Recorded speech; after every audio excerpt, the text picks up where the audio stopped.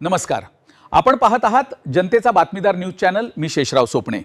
परभणी व हिंगोली राजकीय समीकरणामध्ये मोठी हालचाल. स्थानिक स्वराज्य संस्था निवडणुकांच्या पार्श्वभूमीवर परभणी आणि हिंगोली जिल्ह्यातील राजकीय वातावरण तापू लागले आहे. युतीच्या जागा वाटपाबाबत महत्त्वाच्या चर्चा सुरू असल्याची माहिती समोर येत आहे. पण चर्चा खर्चापेक्षा अंतिम निर्णय महत्त्वपूर्ण असावा. परभणी हिंगोलीसाठी आता गरज आहे ती संयमी, शांत व विकासात्मक व्यक्तिमत्वाची, सर्वसामान्य नेतृत्वाची. राजकीय वर्तुळात अशी चर्चा रंगत आहे की भारतीय जनता पक्षाला युतीतून काही महत्त्वाच्या जागा मिळण्याची शक्यता निर्माण झाली आहे.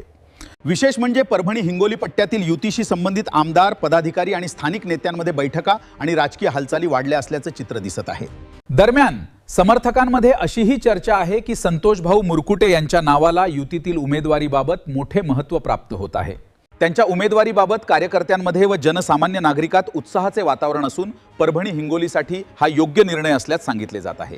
आता युतीकडून अधिकृत घोषणा कधी होणार, जागा वाटपाचे अंतिम सूत्र काय असेल आणि स्थानिक राजकारणात कोणते नवे समीकरण तयार होणार, पक्षनिष्ठा, पद प्रतिष्ठा पाहण्याऐवजी जनतेला हवं असणारं नेतृत्व मिळणार का, याकडे सर्वांचं लक्ष लागले आहे.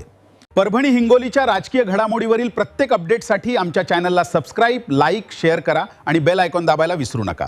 धन्यवाद.